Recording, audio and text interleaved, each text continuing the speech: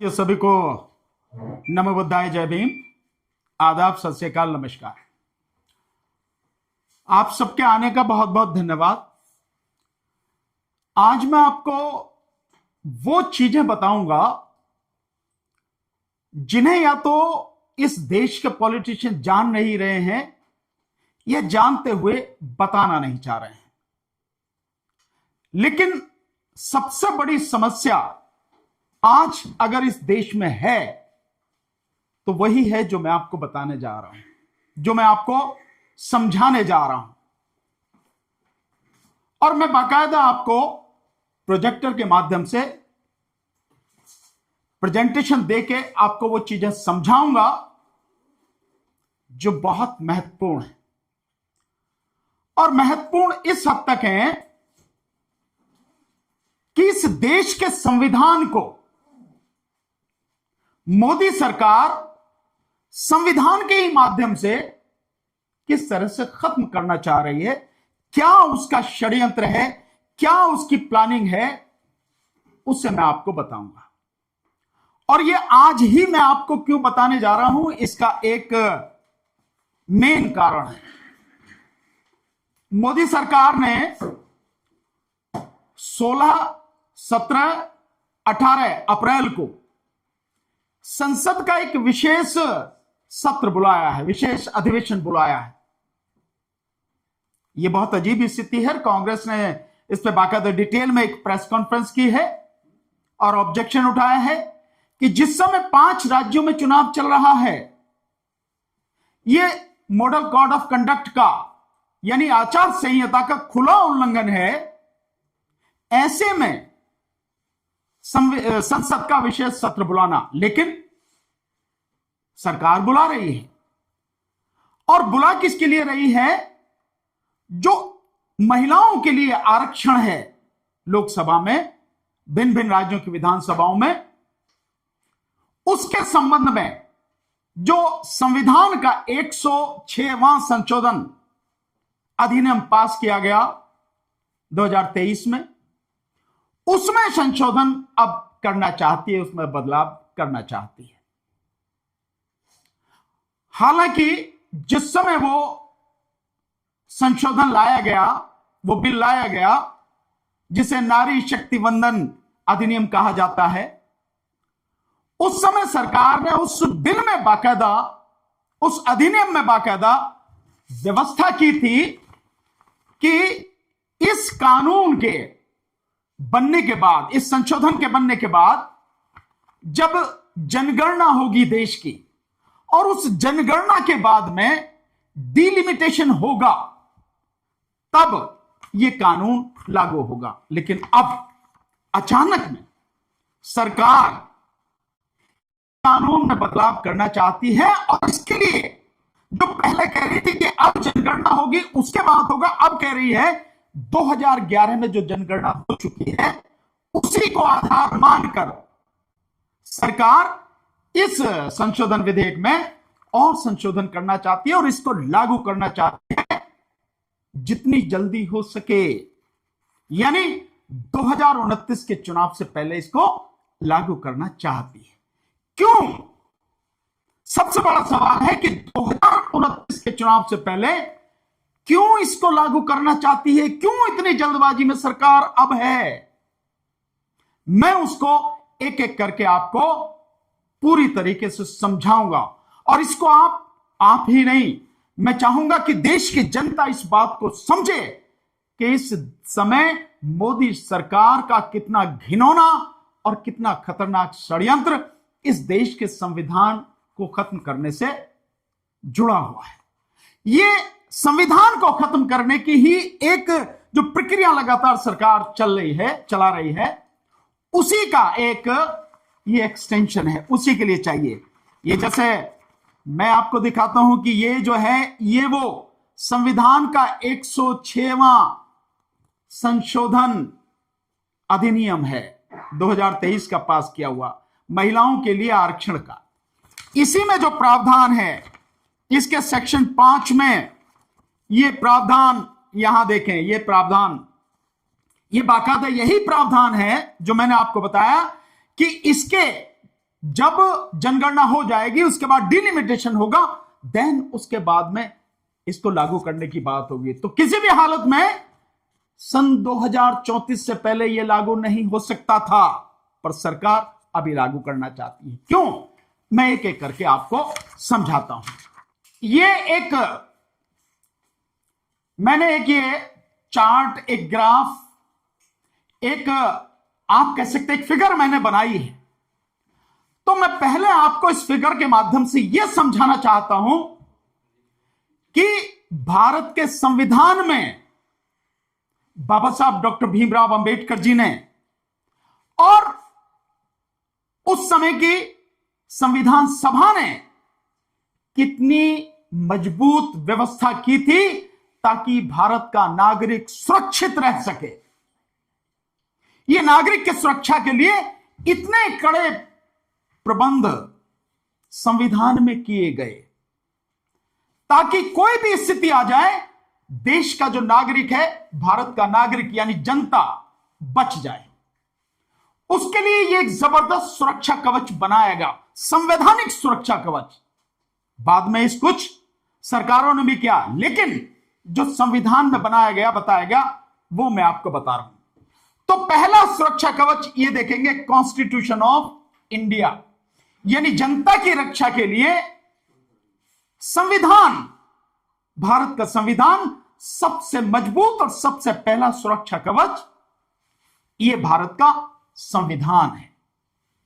और इसी संविधान में इतने प्रावधान किए गए ताकि कैसी भी निकम्मी सरकार आ जाए, देश की जनता बच जाए, देश का नागरिक बच जाए, भारत का नागरिक।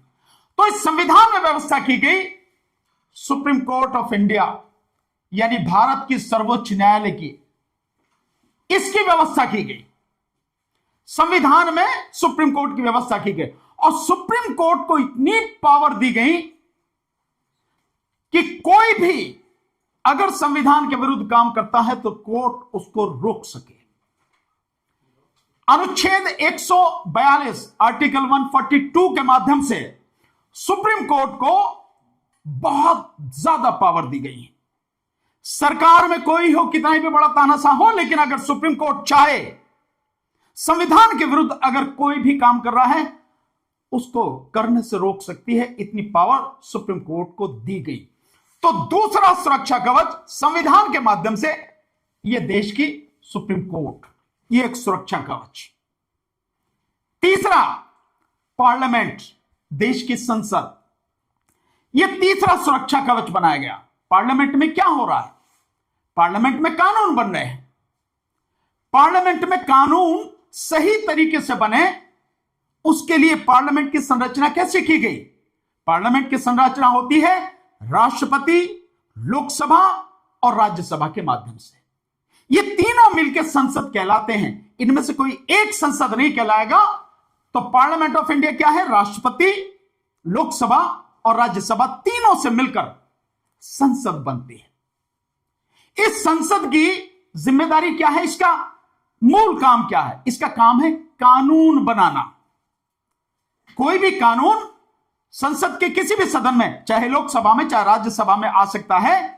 तो पहले एक सदन में, माना लोकसभा में आया, तो लोकसभा में आएगा, बहस होगी, पास होके फिर राज्यसभा में जाएगा, राज्यसभा में बहस होगी, पास होगा, फिर राष्ट्रपति के साइन के लिए जाएगा और राष्ट्रपति के साइन होने के बाद गजट में नोटिफिकेशन होगा और कानून बनेगा। तो तीनों से मिलकर संसद बनती है और उनको इतना पावर दी गई कि कानून सही तरीके से बनाए। एक ही सदन में पार किया जा सकता था, लेकिन नहीं, दोनों सदन में। और इसके बाद भी राष्ट्रपति को यह अधिकार दिया गया, अगर उन्हें लगता है कि इसमें कहीं कोई संशोधन की जरूरत है, तो राष्ट्रपति को अधिकार है कि राष्ट्रपति पार्लियामेंट को उस बिल को वापस भेज सके साइन करने से पहले। यह अधिकार दिया गया।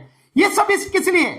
ताकि कानून जो बने, सही कानून बने। इसके बाद चौथा, election commission of India, ECI, इसको बहुत पावर दी गई।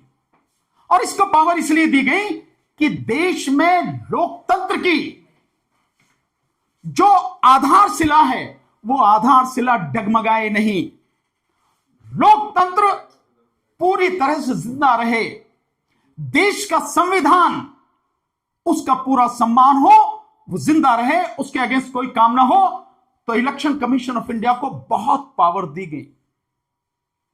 इलेक्शन कमीशन को दो ही काम दिए गए केवल। एक, इस देश में जो व्यक्ति 18 साल और उससे ऊपर की उम्र का व्यक्ति है उसका नाम वोटर लिस्ट में होना चाहिए। जाति, धर्म, मूलवंश, भाषा, इसके आधार पर उसका नाम वोटर लिस्ट से काटा नहीं जाएगा। आज की तारीख में तो करोड़ों नाम कट रहे हैं। 10 राज्यों में, 3 केंद्र शासित प्रदेशों में अभी तक जो एसआईआर हुई है, उस एसआईआर के माध्यम से इस इलेक्शन कमीशन ने 6.5 करोड़ से ज्यादा नाम काट दिए गए हैं। तो ये जो आप चीज आप देख रहे हैं, ठीक, जो चीज आप देख रहे हैं, ये नाम काट दिए गए, 6.5 करोड़ नाम काट दिए गए।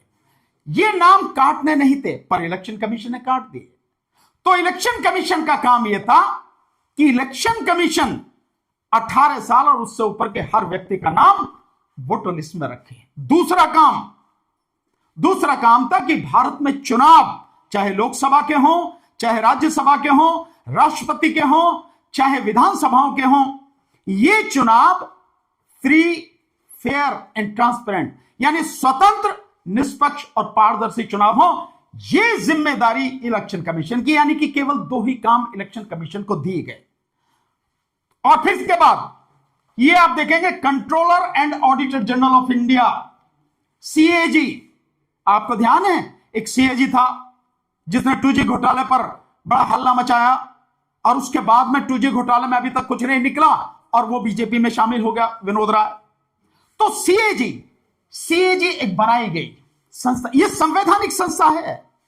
सुप्रीम कोर्ट, इलेक्शन कमीशन और सीएजी, इनको हटाने की प्रक्रिया वही है जो सुप्रीम कोर्ट के जज को हटाने की प्रक्रिया है, यानी संसद में महाभियोग प्रस्ताव लाया जाए, देन उस पर चर्चा हो और फिर वोटिंग हो और फिर उसको हटाया जा सकता, अन्यथा नहीं।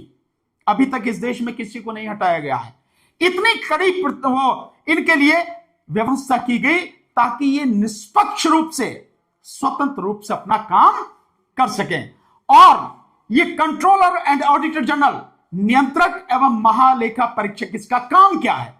इसका काम है कि भारत सरकार और राज्य की सरकारें, उनको जो पैसा दिया जाता है वो पैसा जिस काम के लिए लिया गया है उसी काम में खर्च किया गया नहीं, यानी आय और व्यय, उसका सारा हिसाब किताब ये रखते हैं। और सबसे बड़ी बात कि ये सीएजी अपनी रिपोर्ट प्राइम मिनिस्टर को पेश नहीं करता। सीएजी अपनी रिपोर्ट किसको देता है? राष्ट्रपति को।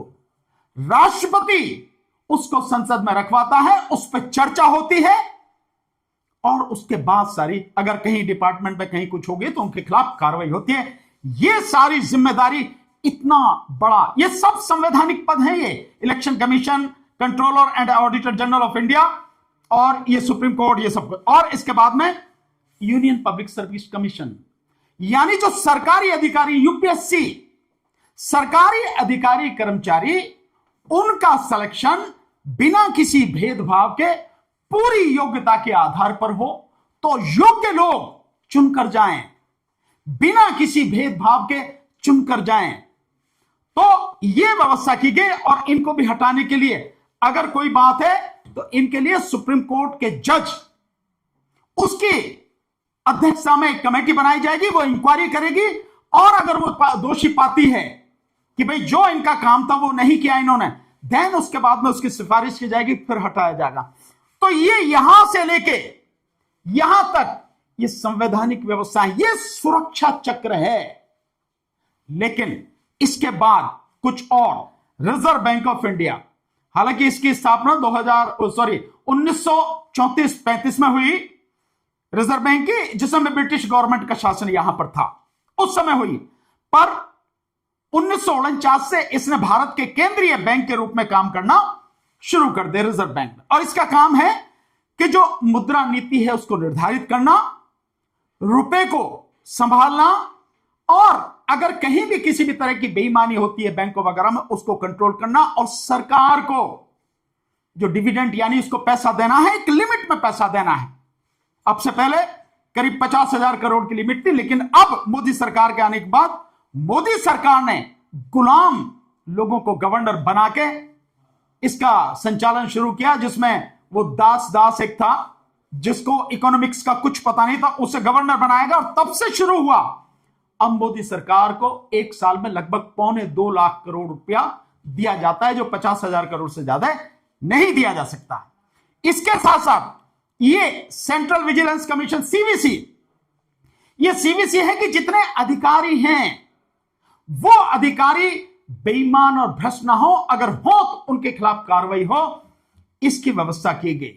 यद्यपि इसकी व्यवस्था काफी पहले की गई थी, लेकिन इसको 2004-5 के आसपास इसको कानून बना के बताया गया। और फिर सेंट्रल इंफॉर्मेशन कमीशन, यानी जो आपका आरटीआई एक्ट है उसके लिए यह व्यवस्था की गई। तो यह सेंट्रल इंफॉर्मेशन कमीशन, यह भी बिल्कुल इस तरह से समझो जैसे controller and auditor general of India, जैसे इलेक्शन कमीशन ऑफ इंडिया, बिल्कुल इसी तरह से इसको बहुत मजबूत पावर दी गई थी, कानून बना के दी गई थी 2005 में जब बनाए। और मैं ये मानता हूं कि कांग्रेस सरकार का अगर सबसे बेहतरीन कोई काम है तो वो ये है आरटीआई एक्ट, और इसके अंतर्गत सीईसी को, सीआईसी को, सेंट्रल इंफॉर्मेशन कमीशन को बहुत पावर देना। सरकारें कांपती थी, लेकिन अब हुआ क्या है, यह मैंने आपको इसलिए बताया कि पहले आपको यह पता होनी चाहिए कि संविधान में कैसी व्यवस्था की गई लोगों को सुरक्षित करने के लिए, भारत के नागरिक को। पर अब हुआ क्या, यहां से लेके यहां तक सारे चक्र, सुरक्षा चक्र तोड़ दिए गए। मोदी सरकार ने तमाम सुरक्षा चक्र तोड़ दिए गए हैं। ये जो आरटीआई कानून है इसको बेकार कर दिया मोदी सरकार ने 2019 में, इसमें संशोधन करके इसको बेकार कर दिया। सीवीसी ये गुलाम है। रिजर्व बैंक मैंने बता दिया कि गवर्नर बैठा दिया अपने, और बाकी और जो लोग हैं अपने बैठा दिए। अब वो सरकार की गुलामी कर रहे हैं, देश हित में कोई काम नहीं कर रहे।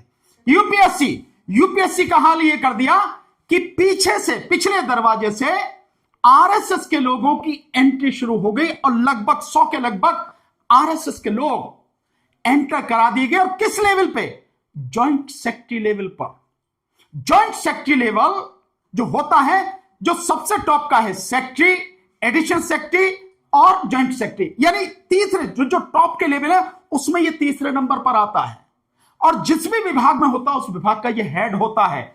इस लेवल पर आरएसएस के लोगों को बिना किसी इम्तिहान के, बिना किसी इंटरव्यू के सरकार ने हर विभाग में, डिपार्टमेंट में भेज दिया गया। और इसमें यूपीएससी ने इसकी मदद की, तो यूपीएससी ये बेकार हो गया, ये तीनों बेकार हो गए, चौथा ये बेकार हो गया। और controller auditor general of India, आज की तारीख में सीएजी की किसी रिपोर्ट को पढ़ते हैं आप? कभी रिपोर्ट आती थी सीएजी की, पार्लियामेंट के पटल पर रखी जाती थी, उस समय हंगामा मच जाता था कि सरकार किस तरह से गड़बड़ कर रही है। लेकिन आज कोई सीएजी की रिपोर्ट आपको नहीं मिलेगी। और सीएजी अपनी रिपोर्ट केंद्र में राष्ट्रपति को देता है, राज्य में गवर्नर को देता है, किसी और को नहीं देता, यह उसके प्रति उत्तरदायित्व है। और इलेक्शन कमीशन, आज की तारीख में इलेक्शन कमीशन इस देश को तबाह करने वाला एक सबसे बड़ा हथियार सरकार का बन चुका है। और उसमें ज्ञानेश कुमार, विवेक जोशी और एक संधू, ये तीन गुलाम इस समय बैठे हुए हैं, जो सरकार की गुलामी करते हुए देश को तबाह करने पर तुले हुए हैं। और किस तरह से कर रहे हैं मैं आपको बताऊंगा जो मेन। इसके बाद पार्लियामेंट में अभी आपने धनखड़ उपराष्ट्रपति था, तो धनखड़ को देखा किस तरह से सरकार की गुलामी करते हुए विपक्ष का उसने गला दबाया, बोलने नहीं दिया। उसका जो हश्र हुआ सबने देखा, लेकिन उसके हश्र से मतलब नहीं है। जब तक वो रहा तब तक उसने विपक्ष को बोलने नहीं दिया, कोई काम करने नहीं दिया ढंग से। और लोकसभा अध्यक्ष ओम बिरला, लोकसभा अध्यक्ष को आप देख ही रहे हैं, और लोकसभा अध्यक्ष और राज्यसभा के सभापति यानी उपराष्ट्रपति, इन दोनों का अभी जो कारनामा है वो ये है कि जो चुनाव आयोग के खिलाफ महाभियोग प्रस्ताव लाया गया, जिसमें 193 सांसदों ने साइन करके प्रस्ताव दिया, उसको बिना कोई कारण बताए खारिज कर दिया। आप खारिज कर रहे हैं तो आपको कारण बताना पड़ेगा, स्पीकिंग ऑर्डर जिसे बोलते हैं वो बताना पड़ेगा, लेकिन बिना कोई कारण बताए उसको खारिज कर दिया। रही राष्ट्रपति, तो राष्ट्रपति का हाल यह है कि पीएमओ से होके जो लेटर जाएगा, ये पीएमओ कहेगा इतने कदम चलना है, उतने ही कदम वर्तमान राष्ट्रपति चल पाती हैं। यानी देखा जाए तो कहने के लिए वो राष्ट्रपति है देश के संवैधानिक प्रमुख, हकीकत में वो आज की तारीख में एक कैदी से कम नहीं है। रही सुप्रीम कोर्ट, सुप्रीम कोर्ट से बहुत उम्मीद थी, बहुत पावर भी थी, और सुप्रीम कोर्ट को संविधान का संरक्षक भी कहा गया। लेकिन सुप्रीम कोर्ट ने क्या काम किया? सुप्रीम कोर्ट के एक नहीं कितने ही निर्णय ऐसे हैं जो निर्णय ये साबित करते हैं कि इस देश की सुप्रीम कोर्ट मर चुकी है। वर्तमान में आप 2-3 उदाहरण अगर देखें, जो एक अभी यूजीसी के नियम आए, यूजीसी के मसले में क्या था? बहुत अफसोस की बात है कि वर्तमान चीफ जस्टिस ऑफ इंडिया वो उस बेंच में थे जिसने यूजीसी के लिए नियम बनाने के लिए कहा था। सो उन्होंने नियम बनाने के लिए कहा, यूजीसी ने नियम बना दिए और सवर्ण समाज के लोगों ने हल्ला मचाया, तो उसी जज ने जिसने नियम बनाने के लिए कहा उसने रोक लगा दी। है मजेदार बात, यह अदालत का ढंग। इसके अलावा पहली बार भारत में हो रहा है कि पश्चिम बंगाल के 27 लाख लोगों का हक वोट डालने का खत्म कर दिया, और सुप्रीम कोर्ट ने ही कह दिया। सुप्रीम कोर्ट ने कह दिया हां ठीक है, ये ट्रिब्यूनल में जा सकते हैं, पर इस बार वोट डालने की कोई जरूरत नहीं, अगली बार डालेंगे जब डालें। सुप्रीम कोर्ट कहिएगा भैया, जबकि हो रहा है ये चीजें। एक भी व्यक्ति जो इस देश का नागरिक है उसका वोट बिना किसी बात के डलने से रहना नहीं चाहिए। लेकिन 27 लाख वोटों को सुप्रीम कोर्ट कह रहा कोई बात नहीं, अगली बार दे देना यार, क्या दिक्कत है? ये इससे 27 लाख वोट, जहां एक एक वोट से हार जीत होती है, वहां सुप्रीम कोर्ट 27 लाख वोटों को यह कर रहा है। एसआईआर जब चला, एसआईआर के माध्यम से जिस समय ये सारी चीजें हुई, एसआईआर लगातार चल रहा है, इलीगल है, अनकॉन्स्टिट्यूशनल है, फिर भी चल रहा है, न रोक है न कुछ है, और बेईमानी सारी सामने आ गई। किसकी जिम्मेदारी थी? सुप्रीम कोर्ट की। इलेक्टोरल रोल, क्या किया इलेक्टोरल रोल पे? आपने कह दिया कि ये गैर संवैधानिक, गैर कानूनी है। जब सारी बेईमानी सामने आ गई, सरकार की यह बेईमानी सामने आ गई कि सरकार ने लोगों से सीबीआई, ईडी और इनकम टैक्स का इस्तेमाल करके लोगों को डराया, धमकाया, उनसे चंदा लिया और उसके बाद में उनको धंधा दिया। इस सब कुछ होते हुए प्राइम मिनिस्टर के खिलाफ कुछ नहीं हुआ। जो मिनिस्टर थे, लॉ मिनिस्टर, और इनके खिलाफ कुछ नहीं हुआ, जबकि इनके खिलाफ एफआईआर होनी चाहिए थी, और एफआईआर होके अरेस्ट होके इनके खिलाफ मुकदमा चलना चाहिए था। मुकदमा नहीं हुआ, कुछ भी। यही नहीं, जो महाराष्ट्र में सरकार बनी, सरकार को कह दिया कि इलीगल है, अनकॉन्स्टिट्यूशनल सरकार है। जो वहां का विधानसभा अध्यक्ष और गवर्नर है, उनका काम अनकॉन्स्टिट्यूशनल है, फिर भी उस सरकार को खत्म नहीं किया, और पूरे 2 साल इलीगल अनकॉन्स्टिट्यूशनल सरकार महाराष्ट्र में चलती रही। तो सुप्रीम कोर्ट का हाल यह है, आप समझ सकते हैं। अब बचा ये कॉन्स्टिट्यूशन। ये कॉन्स्टिट्यूशन इतनी बुरी तरह से घायल हो चुका है, इस मोदी सरकार ने इतना इसको घायल कर दिया है कि बहुत बुरी इसकी हालत है, लेकिन फिर भी ये इस देश की जनता को बचा रहा है। अब मैं आपको बताता हूं कि ये कॉन्स्टिट्यूशन अभी तक इस देश की जनता को कैसे बचा रहा है, और इस कॉन्स्टिट्यूशन को कैसे, कॉन्स्टिट्यूशन के माध्यम से ही बीजेपी सरकार, मोदी सरकार खत्म करना चाहती है। ये देखें आप, संविधान में ये एक प्रावधान है, संविधान का भाग 20, संविधान का संशोधन भाग 20 में अनुच्छेद कितना है? अनुच्छेद 368। अनुच्छेद 368 संविधान का संशोधन करने की संसद की शक्ति और उसकी प्रक्रिया। ये बिल्कुल जो संविधान में लिखा है वही भाषा आपके यहां पर है। संविधान में जो संशोधन करना है, मतलब कोई चीज बढ़ानी हो, कोई चीज कम करनी हो, कोई चीज हटानी हो, उसके लिए यह व्यवस्था की गई है। और यह संविधान का अनुच्छेद 368 यह कहता है कि भारत के संविधान में कुछ भी संशोधन अगर होगा तो इस अनुच्छेद के शर्तों के अनुसार होगा। इस अनुच्छेद की शर्तें क्या हैं?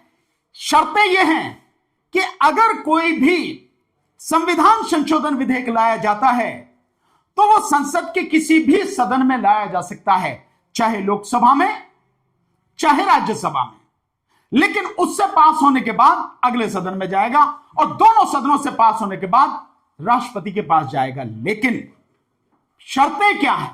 शर्तें यह हैं कि जो संविधान संशोधन विधेयक लाया जाएगा वो जिस सदन में भी पेश होगा उस सदन के जो कुल सदस्य संख्या है उसके बहुमत के जो सांसद हैं, यानी जैसे लोकसभा में 543 सांसद हैं तो कम से कम 272 सांसद उसके पक्ष में होने चाहिए, नंबर एक।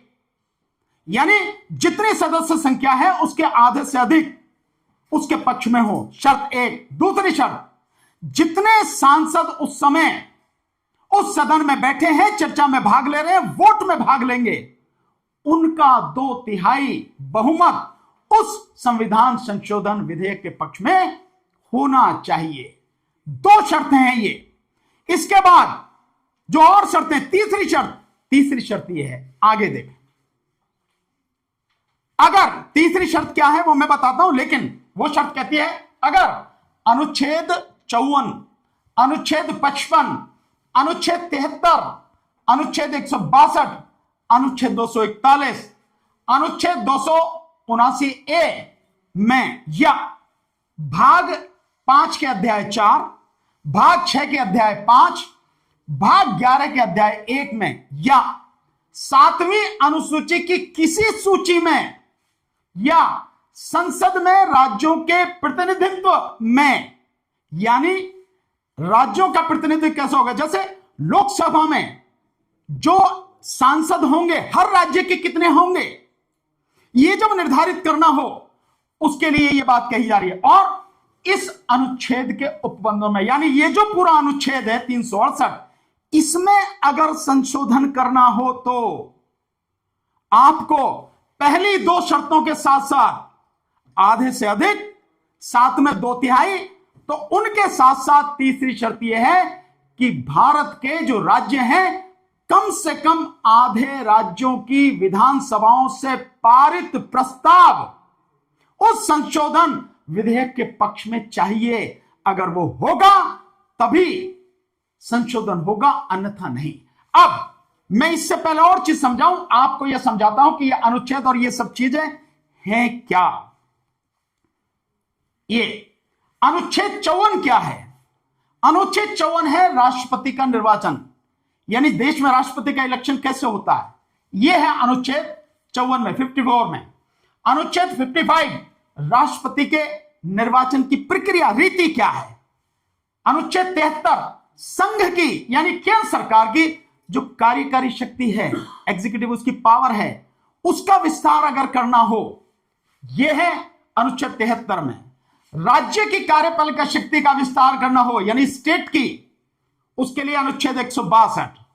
अनुच्छेद 241 यानी संघ राज्य क्षेत्र, यूनियन टेरिटरीज, उनकी जो हाई कोर्ट हैं उनमें अगर परिवर्तन करना हो। अनुच्छेद 279A, 279A यानी वस्तु एवं लेखा कर परिषद, जीएसटी काउंसिल, उसमें परिवर्तन करना हो तो भाग 5 का अध्याय 4 संघ की न्यायपालिका यानी सुप्रीम कोर्ट, भाग 6 का अध्याय 5 राज्य के उच्च न्यायालय यानी हाई कोर्ट्स, भाग 11 का अध्याय 1 यानी संघ और राज्यों के बीच विधायी शक्तियों का बंटवारा। यह है मेन फेडरल स्ट्रक्चर, संघीय ढांचा। यह है वो संघीय ढांचा कि संघ और राज्यों के बीच विधायी शक्ति का बंटवारा हो। भारत का संविधान क्या कहता है? भारत का संविधान कहता है कि India is A union of state, राज्यों का संघ है भारत, इसीलिए संघीय ढांचा इसका कहा जाता है। और इसीलिए यह होता है कि संविधान में केंद्र किन विषयों पर कानून बना सकता है वो उससे आगे नहीं जाएगा, उन्हीं पे बनाएगा, और राज्य किन विषयों पर कानून बना सकते हैं वो उन्हीं पर बनाएंगे। और दोनों कहां बना सकते हैं वो, और वो कहां है? 7वीं अनुसूची, ये 7th शेड्यूल, यानी 7वीं अनुसूची में 3 अनुसूची हैं, 1 संघ सूची, 2 राज्य सूची और 3 संवर्धित सूची। संघ सूची क्या है? संघ सूची में वो विषय दिए गए हैं जिन पर केंद्र सरकार को कानून बनाने का अधिकार है। राज्य सूची में वो विषय दिए गए हैं जिन पर राज्य सरकार को कानून बनाने का अधिकार है। समवर्ती सूची वो है जिस पे राज्य और देश यानी केंद्र दोनों कानून बना सकते हैं। लेकिन अगर दोनों के कानून बने हुए हैं तो जहां तक केंद्र का कानून है, राज्य का कानून वहां तक लागू नहीं होगा। यह इसकी व्यवस्था है। और इसके बाद इस अनुच्छेद के उपबंध यानी अनुच्छेद 368 इसमें जो व्यवस्था है, यह सारी व्यवस्था जो है उसमें अगर कोई बात हो उसके सब क्लॉज 1, 2 और 3 ये जो सारे के सारे हैं उसमें अनुच्छेद 13 यानी मूल अधिकारों से असंगत या उनका अल्पीकरण करने वाली विधियां। भारत के संविधान में यह है अनुच्छेद 13 में, अगर कोई भी ऐसा कानून बनाया जाता है सरकार द्वारा जो फंडामेंटल राइट से मूल अधिकार उनको छीनता हो तो वो स्वतः ही बेकार हो जाएंगे, खत्म हो जाएंगे। यह भी व्यवस्था इसमें है।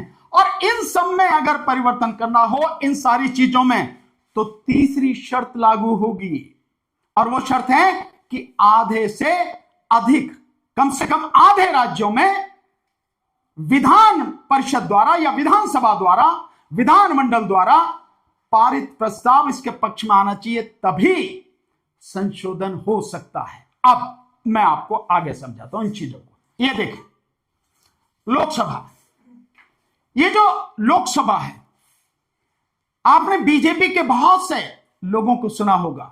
एक साउथ का हेगड़े जन कौन था, वो एमपी था, वो 400 पार की बात करता था और वो बात करता था देश के संविधान को खत्म करने के लिए। बीजेपी के लोग कहते थे हम संविधान को खत्म करना है। तो भारत के संविधान को खत्म करने की कोशिश बीजेपी की अभी से नहीं है।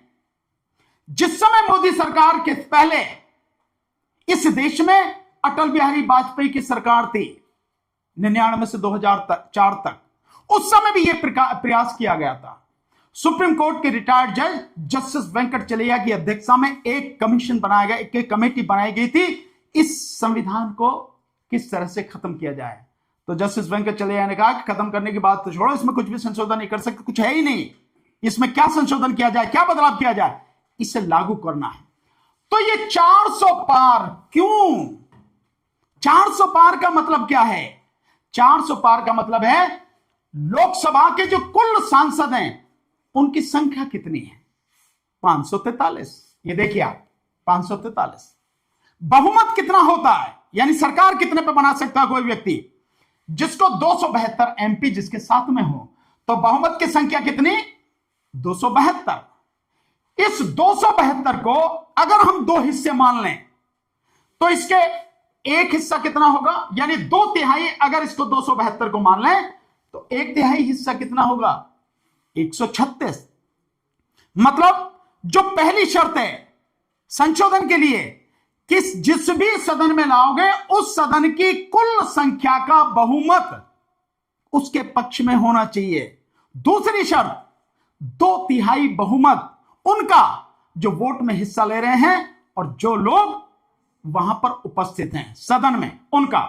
तो अगर 272 उपस्थित, 272 तो चाहिए ही चाहिए हर सूरत में, और 272 अगर पक्ष में होंगे तो विपक्ष में 136 होने चाहिए मैक्सिमम। अगर इससे ज्यादा होंगे तो होगा ही नहीं, हां इससे कम होंगे तो कोई बात नहीं। पर अगर इस हिसाब से देखें तो यदि 136 सांसद किसी संविधान संशोधन बिल के विरोध में वोट करते हैं तो पक्ष में करने के लिए 272 चाहिए। मतलब इसका यह हुआ कि कोई भी विधेयक, संशोधन विधेयक अगर संसद में लाया जाएगा तो उसके लिए कितने चाहिए? कम से कम 272 प्लस 136, यानी 408 सांसद चाहिए। तब उस पर चर्चा होगी, तब उसके विषय में बात होगी, या इससे कम भी हो सकता है लेकिन विरुद्ध वोट देने वाले कम हो। यह है उसका नियम। इसके बाद लोकसभा के सांसद कितने हैं? 543। अब अगर सारे के सारे सांसद उपस्थित हों जिस दिन लोकसभा में, जिस दिन संविधान संशोधन विधेयक पर चर्चा हो रही है, बात हो रही है, सभी अगर 543 इकट्ठे हों तो कितने चाहिए? सरकार को चाहिए 2/3 बैठते हैं 362। ध्यान रखना ये 362। और इसके बाद इसके विरोध में कितने हों? 181। वर्तमान स्थिति क्या है? वर्तमान स्थिति यह है कि 230 सांसद सरकार के विरोध में है, विपक्ष के पास में 230 सांसद हैं। मतलब यह है कि उनके पास ये जो संख्या है ये नहीं है।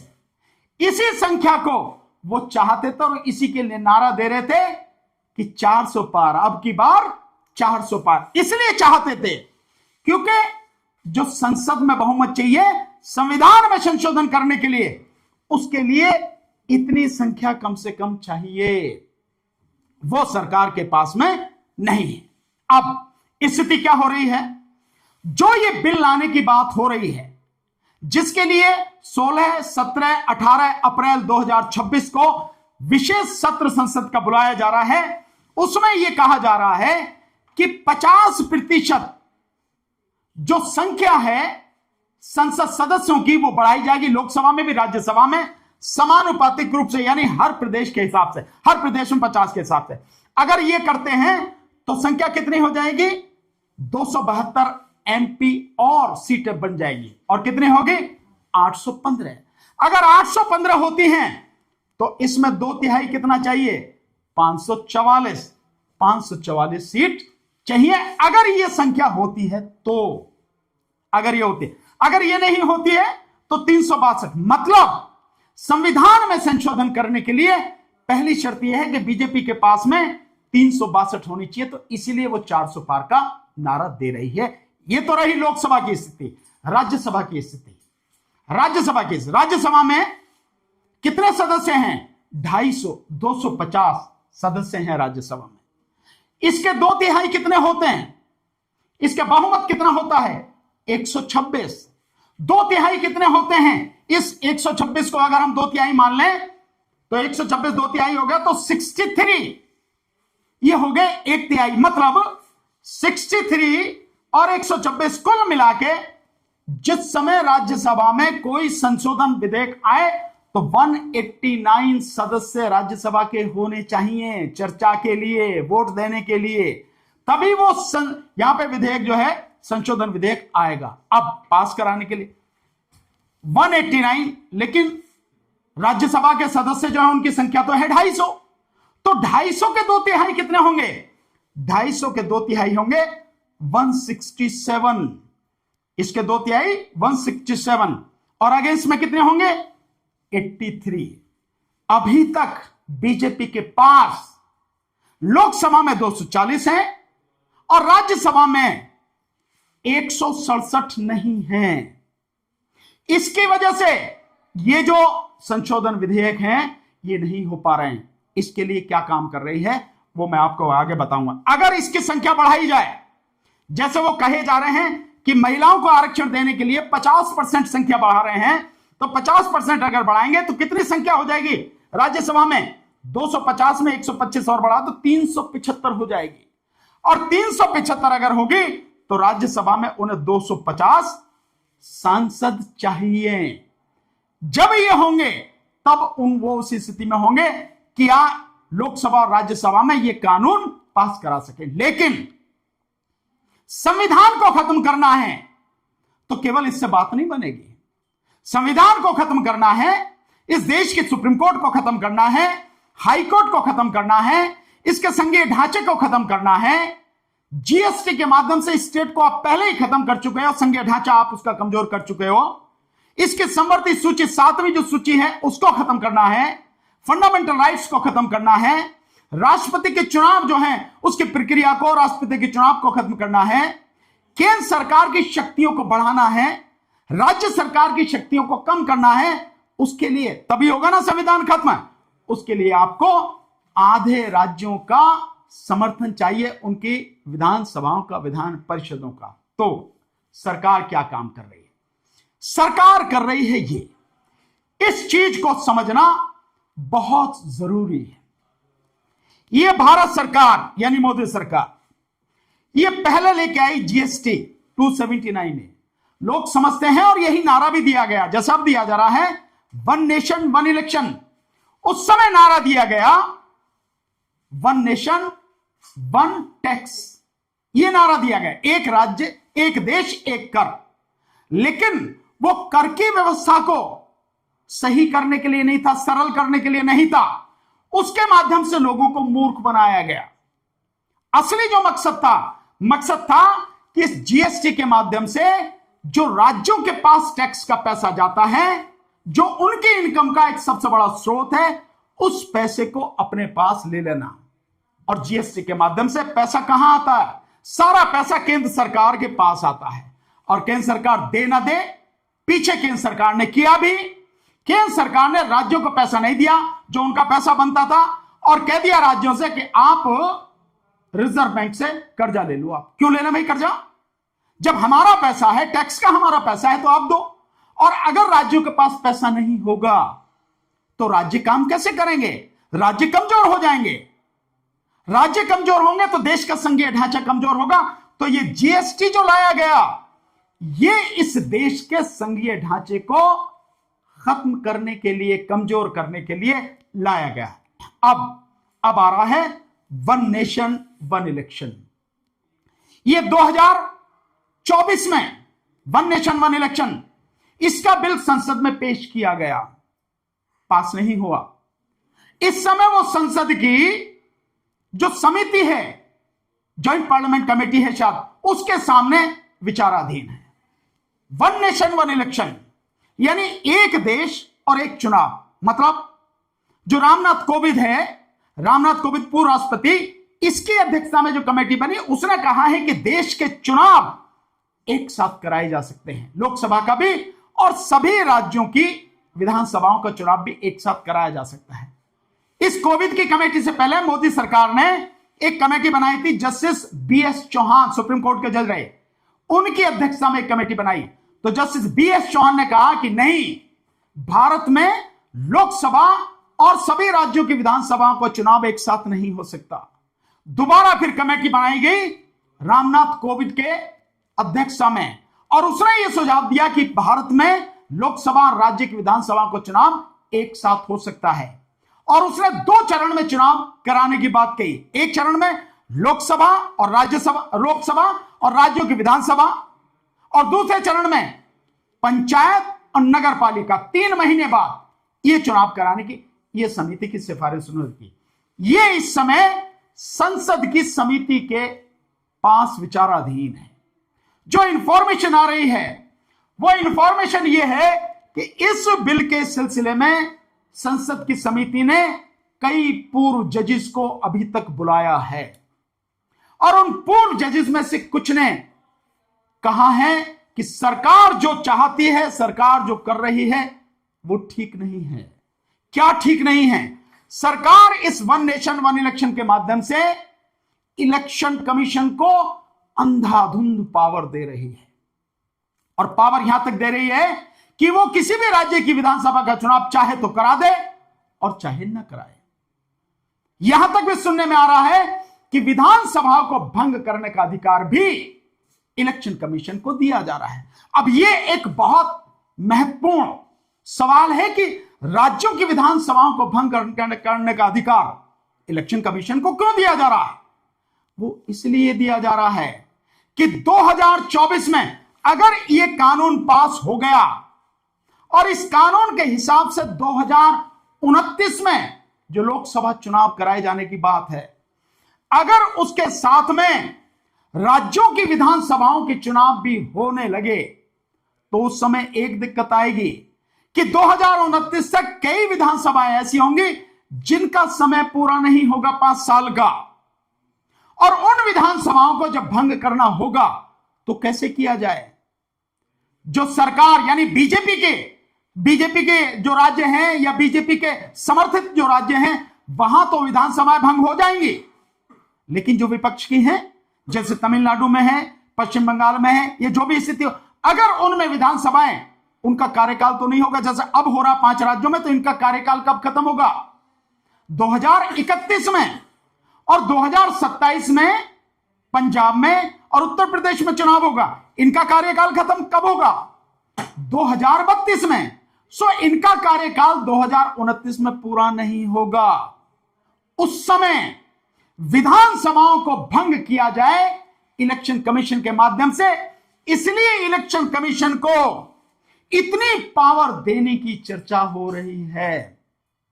और अगर इलेक्शन कमीशन को यह पावर दे दी गई तो इलेक्शन कमीशन, जिसने आज की तारीख में इस संविधान को खत्म करने में अपनी पूरी ताकत लगा रखी है, मोदी सरकार की गुलामी में डूबा हुआ जो Gyanesh Kumar chief election commission है, जिसको उसने आवेदन दे रखा है कि कुछ भी ये कर ले, इसके खिलाफ जब तक सीट पे है तब तक, और उसके बाद भी कुछ काम नहीं होगा, वो पूरी तरह से इस देश के लोकतंत्र और संविधान को खत्म करने में लगा हुआ है। तो ये वन नेशन वन इलेक्शन ये है, ये वन नेशन वन इलेक्शन, इसका नारा दिया जा रहा है कि चुनाव में बहुत खर्च होता है, इसलिए ये सब कुछ करना है, जरूरी है कि एक साथ चुनाव कराओ। नहीं, ये लोगों को मूर्ख बनाने के लिए।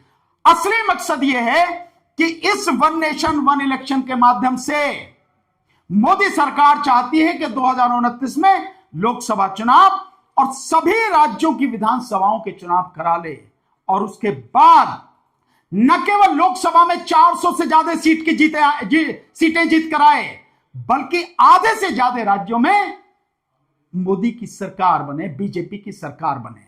और वो किस लिए? ताकि देश के संविधान को खत्म किया जा सके। क्योंकि मैंने अभी आपको अनुच्छेद 368 की जो शर्तें हैं वो आपको बताई, उन शर्तों की वजह से ये कानून लाया जा रहा है।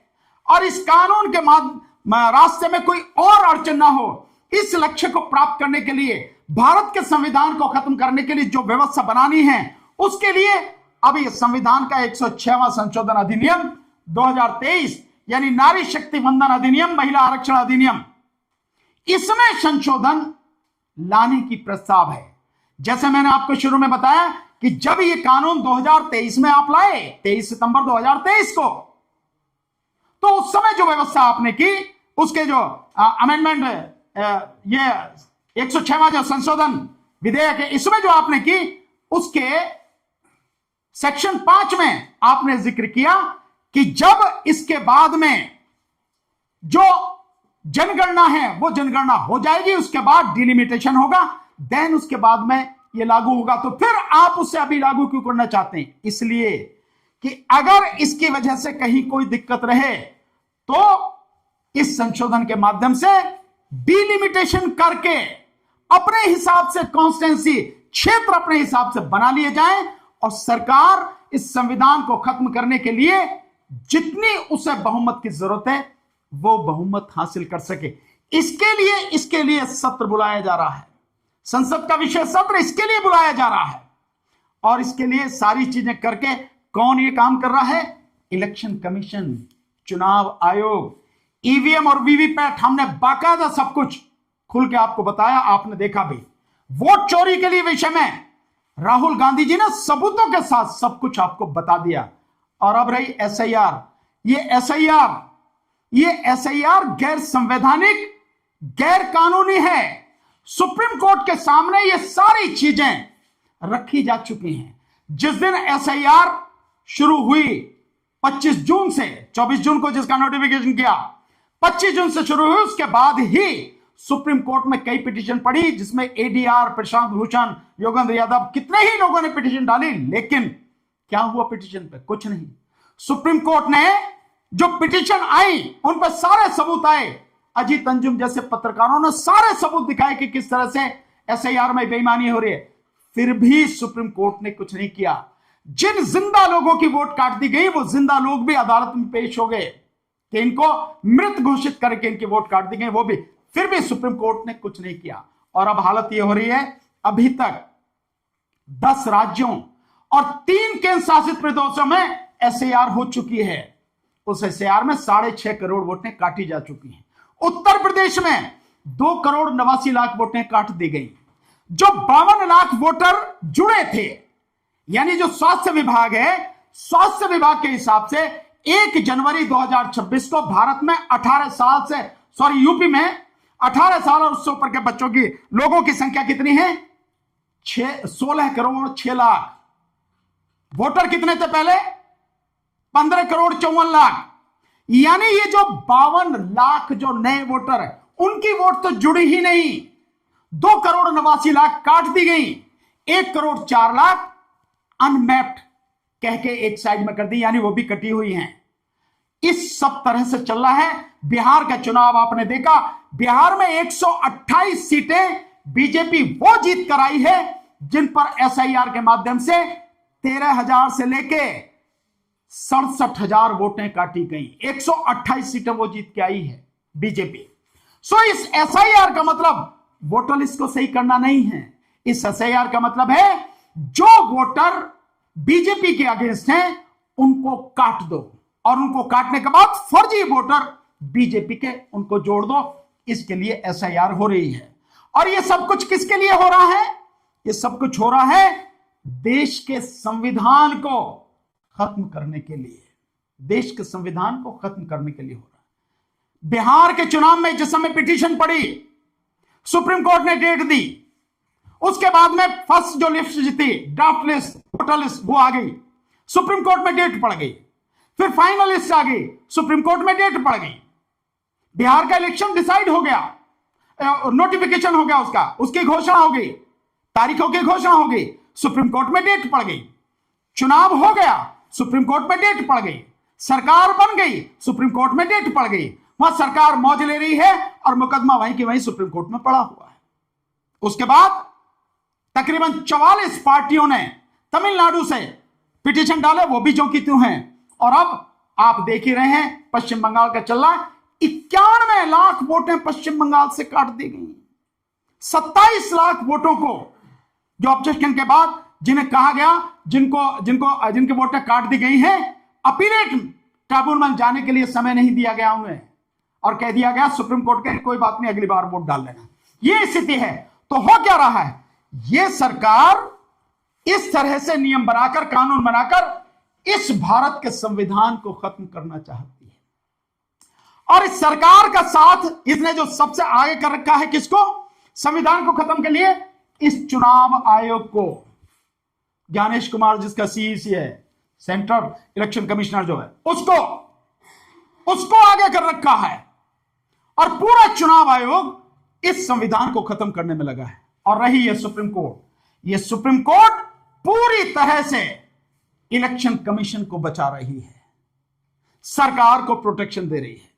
तो ये सारे के सारे मिलके, ये सब मिलके यहां, ये सारे मिल गए और मिलके इस देश के संविधान को खत्म करना चाहते हैं। इसीलिए वन नेशन वन इलेक्शन लाया जा रहा है, इसीलिए नारी शक्ति वंदन अधिनियम लाया जा रहा है, इसीलिए जीएसटी लाया गया, और इसी के लिए एसआईआर हो रहा है। तो सबसे बड़ा खतरा आज की तारीख में इलेक्शन कमीशन के माध्यम से भारत के संविधान पर है। और भारत का संविधान जिस दिन खत्म, उस दिन इस देश के तमाम शोषित, पीड़ित, वंचित जो नागरिक हैं, उनके तमाम अधिकार खत्म। अगर इस समय सफल हो गई BJP, one nation one election के माध्यम से अगर 2029 का चुनाव हो गया, लोकसभा और सभी राज्यों की विधानसभाओं का, तो 400 पार का जो वो नारा दे रहे हैं, 4 या बढ़ जाएंगी। तो जितने बढ़ के उनको जरूरत होगी, लोकसभा में 544 की, राज्यसभा में 250 की, वो सारे सांसद वो बना सकेंगे। और उसके बाद में आधे से ज्यादा राज्यों पर बीजेपी बेईमानी के माध्यम से, एसआईआर के माध्यम से वोटें काटी जा रही है, इसीलिए हो रहा सब कुछ। राज्यों में सरकार बना लेगी और इस देश के संविधान को खत्म करेगी। तो इस तरह से देश के संविधान को खत्म करने की साजिश हो रही है। राज्यसभा में कैसे लाएंगे? राज्यसभा का जो चुनाव होता है उसमें कौन वोट डालता है? राज्यों के विधायक। तो जब राज्यों पर सरकार अपनी होगी, कब्जा होगा, वहां अपनी सरकार बनेगी, तो अपने राज्यसभा में सांसद भी ज्यादा होंगे ना। यह पूरा का पूरा षड्यंत्र इस तरह से चल रहा है। इसीलिए मैंने आज आपको बताया कि जो कुछ भी हो रहा है, इस देश के संविधान को खत्म करने की घिनौनी साजिश हो रही है। जो कुछ भी सरकार कर रही है, उसका निशाना भारत का संविधान है। और एक बार संविधान खत्म, सब कुछ खत्म। आज की तारीख में जो सबसे बड़ी लड़ाई होनी चाहिए, सभी पॉलिटिकल पार्टीज को मिलके, सभी लोगों को मिलके सड़क पे आके जन आंदोलन करना चाहिए। वो इस देश के चुनाव आयोग के खिलाफ करना चाहिए, एसआईआर को बंद कराना चाहिए, वोट चोरी बंद करानी चाहिए, और देश में ईवीएम और वीवीपैट से चुनाव ना होके चुनाव बैलेट पेपर से कराया जाए। ये काम होगा, ये लड़ाई होगी, ये चुनाव से पहले लड़ाई। जैसे 5 राज्यों में चुनाव हो गए, लेकिन किसी पॉलिटिकल पार्टी ने इस विषय पर कोई बात नहीं की, या तो उन्हें पता नहीं है और या वो इतने कमजोर हैं कि ये लड़ नहीं सकते।